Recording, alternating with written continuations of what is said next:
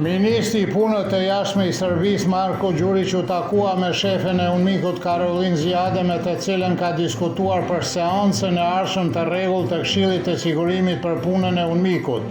Đurić vuri në duke se periudha kaluar 6 mujore u shënua me vazhdimin e veprimeve të njëanshme të Prishtinës kundër popullit serb në Kosovë dhe incidentet e shumta, dhe shprehi pritjen e tij që kjo të përfshihet në raportin e UNMIK-ut. Beogradi, sipas Đurićit, mbetet qartësisht i përkushtuar për ndërtimin e paqes dhe stabilitetit në Kosovë, që në masë të madhe do të varet nga ajo se kush do të jetë bashkëbiseduesi nga palja prishtinase në periudhën e ardhshme. Sulmet ajrore të NATO-s në Republikën Federale të Jugosllavisë filluan sot 26 vjet më parë. Raketet e para goditën qendrën e komunikimit në kazermën e Prokuplës, dhe në Kosovë të parat që u goditën ishin caqet ushtarake në Prishtinë. Urdhri për sulmin është dhënë nga sekretari i përgjithshëm i atëhershëm i NATO-s Javier Solana, edhe pse ndërhyrja e nisur me arsyetimin e ndalimit të fatkeqësisë humanitare në Kosovë nuk ka marrë miratimin e Këshillit të Sigurimit. Sulmet zgjatën 78 ditë, gjatë të cilëve u vran rreth 2500 civil, duke përfshirë edhe 89 fëmijë dhe 1031 pjesëtar të ushtrisë dhe policisë.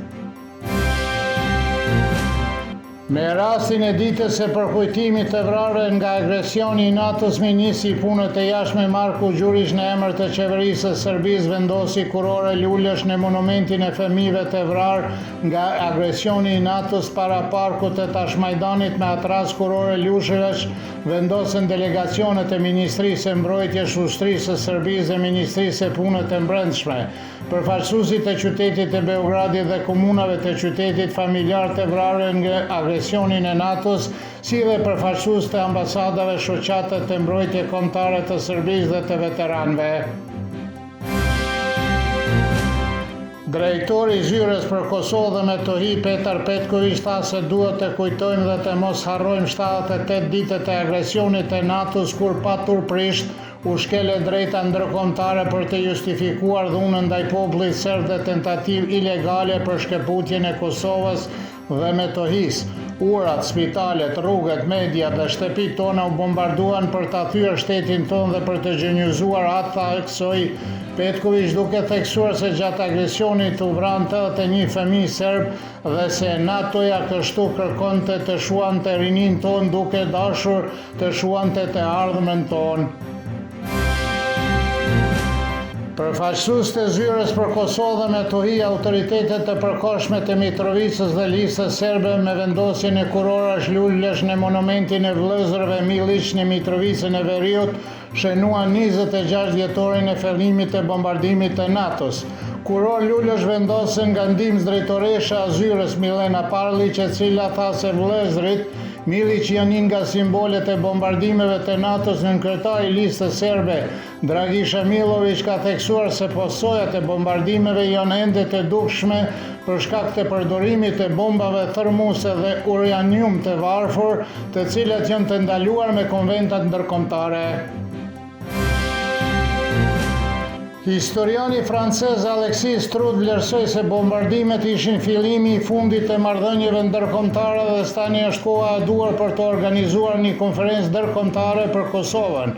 Në një intervistë për Kosova Online, Strud paralajmëroi për pozitën shqetësuese të komunitetit serb dhe pakicëve tjera në Kosovë dhe beson se presioni më i madh i fuqive udhëheqëse ndaj Prishtinës zyrtare është i nevojshëm për të përmirësuar pozitën e tyre. Ai gjithashtu beson se marrëveshja ushtarake midis Shqipërisë, Kroacisë dhe Kosovës nuk do të kontribuojë në zgjidhjen e çështjes së Kosovës. Presidentja Kosovës Vjosa Osmani theksoi se 24 marsi i vitit 1999 ishte dita kur liria fitoi krah dhe kur bota demokratike nuk heshti. Aleatët e NATO-s ngritën kundër së keqes për të mbrojtur një popull që luftonte për ekzistencën e tij të kërcënuar nga regjimi genocidal i Serbisë. Ka shkruar Osmani në një postim në Facebook. Ajo ka falenderuar të gjithë të rënit për liri, por edhe aleatët, siç ka theksuar, ndihmuan që Kosova të bëhet shtet i lirë, i pavarur dhe sovran. Një grua 75 vjeçare cila jetonte aty si qira marrë se ka vdekur nga zjarri që shpërtheu herët në mëngjes në shtëpinë e familjes Milenković në Shtrpc. Sipas Dragan Stevanovićit, komandanti i stacionit policor të Shtrpcës, zjarri është vërejtur nga një patrull policore duke kaluar aty.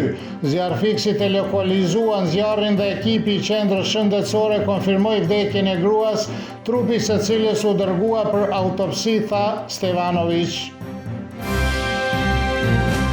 Moti nesër në Serbi do t'jetë pjesërisht i vranet i ngrohtë me reshjet e kopaskoshme, shiu dhe bobollima e adopt në drejtim të ndryshueshëm, temperaturat e mëngjesit nga 6 deri në 14, kurse ajo më e larta ditore nga 18 deri në 24 gradë Celsius.